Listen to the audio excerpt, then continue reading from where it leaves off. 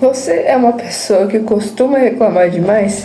Porque hoje eu vou falar um pouco sobre essa prática. Em Êxodo, nos capítulos iniciais, nós vemos a libertação do povo do Egito. E o Senhor fez grandes prodígios no meio daquele povo, né? Os egípcios sofreram com todo tipo de coisa, sangue no rio, rãs, piolhos, moscas, até a praga mais terrível, que foi a morte dos primogênitos daquela terra. Depois disso tudo, o povo foi lá e os egípcios doidos para que eles saíssem logo daquela terra, e eles deram até prata, ouro e joias preciosas para que eles fossem embora logo. O povo estava com tanto medo que eles fizeram esse tipo de coisa sem pensar duas vezes. E depois disso, os israelitas pegaram tudo o que eles precisavam e foi perna para quem te quer. Porém, eles não fizeram uma rota comum.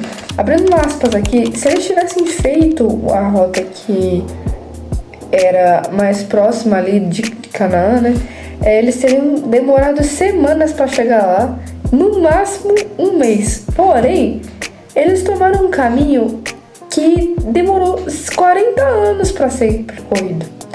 E aí existem alguns motivos para isso ter acontecido. O fato é que se eles tivessem ido pela rota convencional, eles estariam muito perto do Egito, né? Então não teria acontecido as coisas como Deus queria que acontecesse, e também para voltar para o Egito era muito mais fácil, né? O faraó teria alcançado eles mais rápido naquele momento de perseguição, né? Porém, o maior problema daquele povo, que de fato prendeu eles muito tempo naquele caminho, era porque eles reclamavam demais. Como eu estava falando sobre aquele momento de perseguição, assim que eles saíram do Egito, durante a travessia do Mar Vermelho, mas antes disso, né, o texto diz que durante o dia Deus colocava uma nuvem para que eles se protegessem do sol, e que durante a noite ele colocava uma coluna de fogo para que o caminho fosse iluminado para eles, né? Mas voltando à perseguição, quando chegou lá o faraó, né, que eles olharam assim de longe, conseguiram ver o faraó chegando na direção deles, eles já reclamaram, né, com Moisés, e fizeram assim pra ele: você trouxe aqui a gente para que a gente pudesse morrer aqui nesse deserto, para que isso daqui fosse transformado num grande cemitério. Gente, isso foi uma coisa terrível, e tipo, eles mal tinham saído do Egito, eles já estavam murmurando, né? Mas, enfim, naquele momento lá de perseguição, Deus protegeu eles ali, colocou a mão sobre eles, a coluna de fumaça ou de fogo passou para trás deles, e um anjo que estava indo à frente foi para trás também, para que eles fossem protegidos durante a travessia, né? Até porque lá muita gente a pé, fora os rebanhos e tudo mais, mas eles conseguiram passar, né? Mas, ainda assim, eles estavam sendo muito engados, né? Eles estavam com medo, eles estavam desesperados naquele momento, porém eles estavam sendo de fato muito engados, porque eles ficaram 430 anos sendo escravizados. Isso é muita coisa.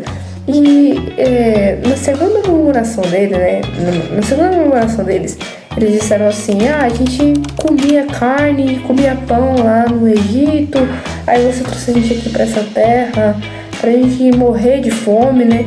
Mas uma coisa que eles não percebiam, de fato, é que o fato deles não terem sofrido tanto assim no Egito também era uma forma de Deus cuidar deles. Tipo, eles estavam lá no Egito sendo escravizados, porém, se eles tinham coisas boas lá, era porque Deus permitia que eles tivessem coisas boas. Mas aí quando eles foram lá, né, estavam indo pra terra prometida, aí eles ficaram falando assim: não, mas você trouxe aqui a gente pra que a gente morra de fome, pra que a gente morra de sede, né? E assim, Deus literalmente, fora aqueles grandes prodígios que ele fez no deserto, e as coisas que ele estava fazendo já antes, né, para proteger eles durante o dia, proteger eles durante a noite, ele também fez com que caísse maná e carne do céu para eles todos os dias, na medida que eles precisavam. Isso é uma coisa muito grandiosa. E na terceira reclamação deles tem outra coisa, né? Como eu falei, eles estavam reclamando que eles estavam passando por sede, né? E só que, tipo, foi uma reclamação tão forte, né, que Moisés disse que eles estavam contendendo contra ele. O que contender nesse texto significaria? Que eles estavam querendo, tipo, era equivalente a querer abrir um processo judicial contra Moisés por aquilo que ele estava fazendo, né? Mesmo Moisés afirmando que eles não estavam contendendo somente contra ele, contra Arão, mas sim contra o próprio Deus, né? E apesar de Deus prover tudo para eles, eles ainda continuavam de coração endurecido. E o fato é que a Bíblia em Filipenses 2,14 diz que nós devemos fazer as coisas sem murmuração e sem contenda.